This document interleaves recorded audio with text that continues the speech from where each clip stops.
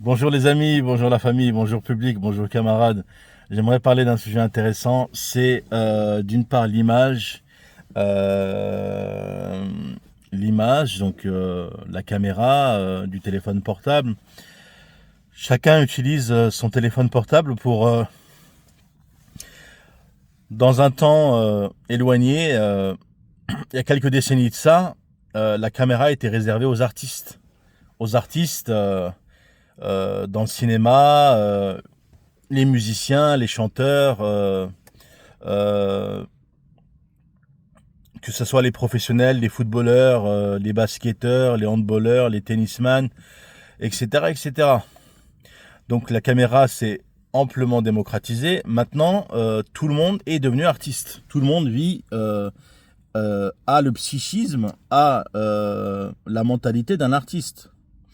Alors il y a des choses positives et il y a des choses négatives. Les choses positives, c'est que c'est bien, il y a quand même pas mal de gens qui se sont fait connaître à partir de rien, juste en acquérant un téléphone portable et en se faisant connaître, que ce soit dans la musique, dans le cinéma, des projets plus ou moins amateurs, semi-professionnels, des musiciens amateurs, semi-professionnels, des vidéos fun qui sont regardées par millions.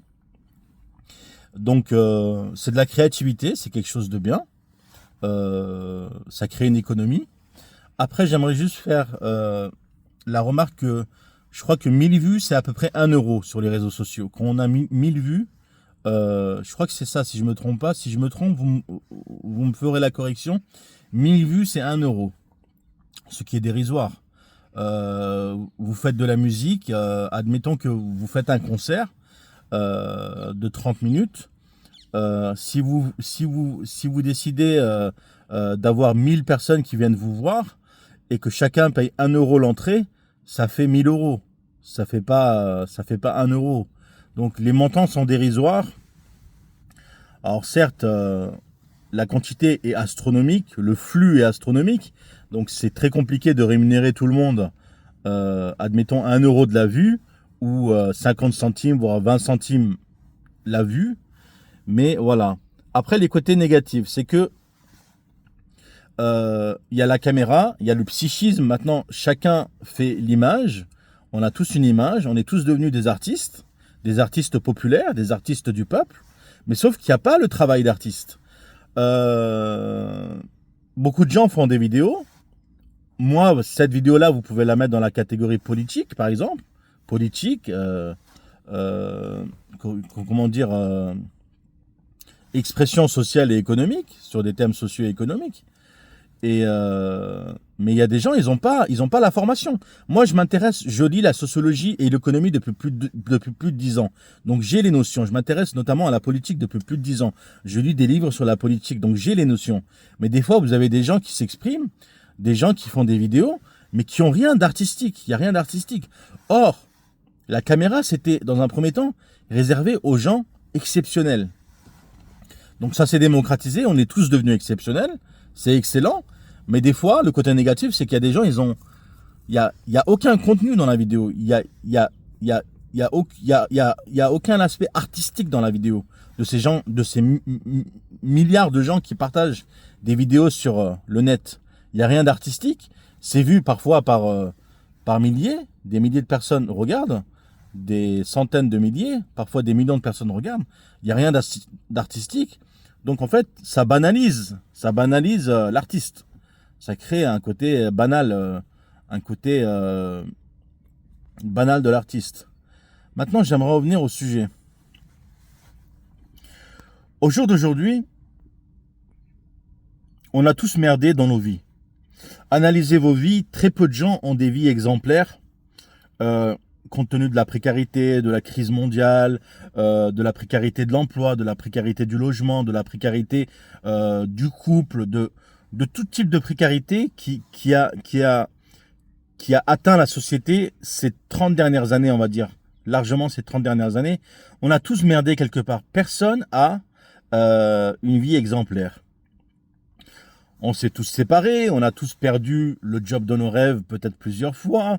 Voilà, euh, on a tous merdé sur... on a déménagé parfois plusieurs fois, on était obligé d'être... donc de la mobilité, alors qu'on tenait peut-être à notre village, qu'on aimait notre village, qu'on avait grandi dans un quartier, dans un village, on avait notre éducation dans ce village, on avait notre bagage culturel et notre bagage local dans tel ou tel village, et on a été obligé de déménager parfois 2, 3, 5. Moi, je sais que j'ai déménagé, il me semble, plus de 5 fois dans toute ma vie depuis que je suis gamin. J'en avais parlé d'ailleurs dans mon livre. Donc voilà, tout le monde a merdé. Très peu de gens ont réussi à garder un cap efficient, un cap efficace d'une vie remarquable et modèle. Compte tenu de ça, maintenant le peuple se sent coupable. De par notre éducation, que ce soit l'éducation scolaire, l'éducation parentale, l'éducation civique qu'il y a dans le pays, on est éduqué pour ne pas faire d'erreurs, pour ne pas merder. Et quand on fait des erreurs, dans nos vies et quand on merde, on a l'habitude d'être puni. Et face à ce sentiment de culpabilité, toute la population s'est mise dans une image figée, dans une image neutre. Dans une image neutre d'attentisme, d'être puni par quelqu'un, par quelque chose, compte tenu de ce que je viens d'expliquer, d'une continuité qui n'est pas exemplaire. Vous voyez ? Il y a un sentiment de culpabilité. Et dans cette situation, qu'est-ce qui se passe? C'est que à la longue, à force de rester neutre, ça crée des maladies psychiques, ça crée des comportements bizarres. Donc voilà, ce qui se passe, c'est qu'au bout d'un moment, je veux dire, les coupables, c'est les Français. Est-ce que les Français actuellement ressentent vraiment un sentiment de culpabilité? Se disent, voilà, si le pays ne va pas bien, s'il y a 3 000 milliards d'euros de dette, 3 000 milliards d'euros, pardon, d'endettement, s'il y a la crise économique, s'il y a la crise du logement, s'il y a la crise du couple, s'il y a la crise des entreprises, s'il y a tout type de crise, si on va pas bien finalement, c'est à cause de nous. Alors, c'est pas du tout ce qui se passe, donc la responsabilité n'est pas prise par le peuple, par la majorité du peuple, par plus de 60 millions de personnes. Personne ne prend la responsabilité sur lui, que ce soit individuellement ou collectivement. Et la faute est jetée sur les riches, la faute est jetée sur les riches, la faute est jetée sur les politiciens. C'est ce qu'on appelle le populisme qui s'est développé. Le populisme s'est développé et maintenant on jette la faute sur les politiciens qui, soi-disant, ne seraient pas efficaces.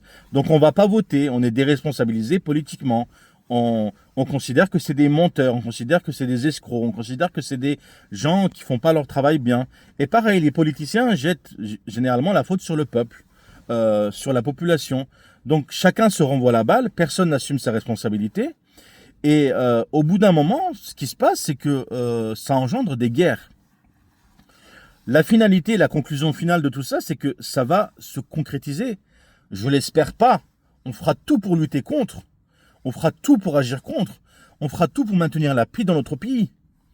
Mais vous voyez, déjà un Premier ministre qui a écrit un livre sur la guerre, qui est à la tête de l'État et qui dirige le gouvernement actuellement. Donc, autrement dit, on commence à former progressivement le peuple à la guerre. On commence à éduquer progressivement le peuple à la guerre. On est en train de le former à une guerre. Pourquoi? Parce qu'on n'assume pas nos responsabilités. Et qu'est-ce qu'il faut faire quand c'est comme ça? Faut s'en prendre à quelqu'un. Généralement, ce qu'ils faisaient à l'époque, c'est qu'ils s'en prenaient au pays. La France s'en prenait à l'Allemagne. L'Allemagne s'en prenait à la France. Ou etc. etc. Aujourd'hui, c'est les communautés qui sont montées les unes contre les autres. Aujourd'hui, on s'en prend aux étrangers.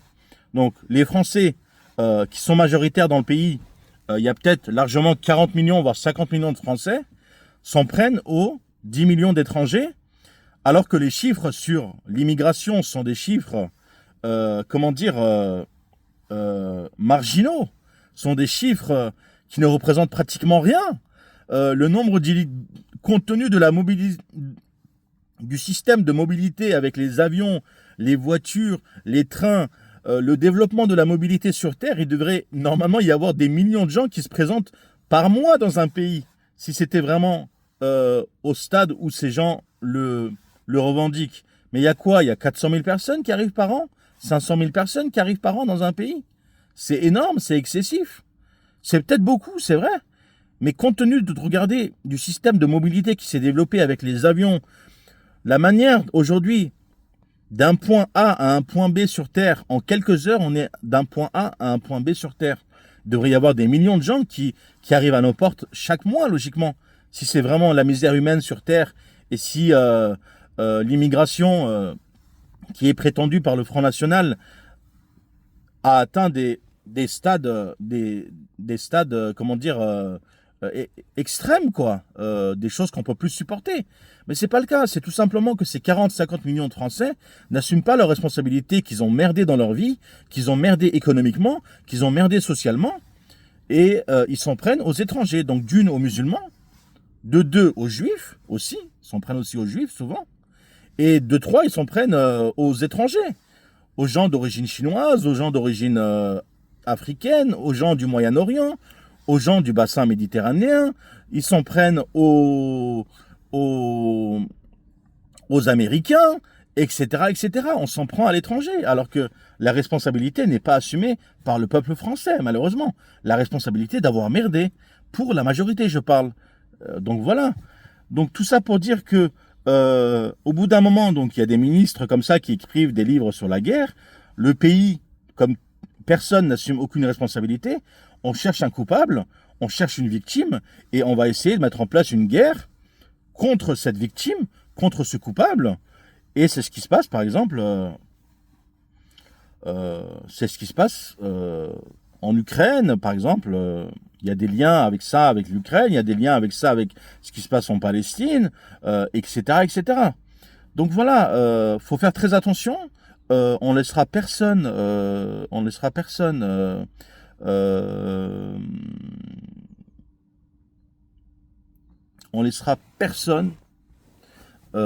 faire en sorte que notre pays soit un pays de guerre, parce qu'on connaît les conséquences de la guerre, on sait ce que la guerre cause comme ravage sur les populations, sur les civils, sur le psychisme des gens, sur l'économique et le social.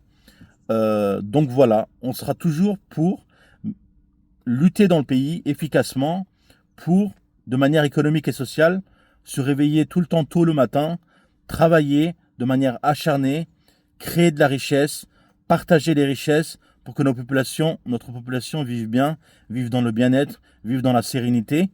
Même si on a merdé, on va essayer de maintenir le cap, de faire en sorte de ne pas plus merder que ça, de faire en sorte que de corriger les aspects sur lesquels on a été déficitaire, de corriger les aspects sur lesquels on a manqué, et progressivement, on va progresser, on va évoluer et on va s'en sortir.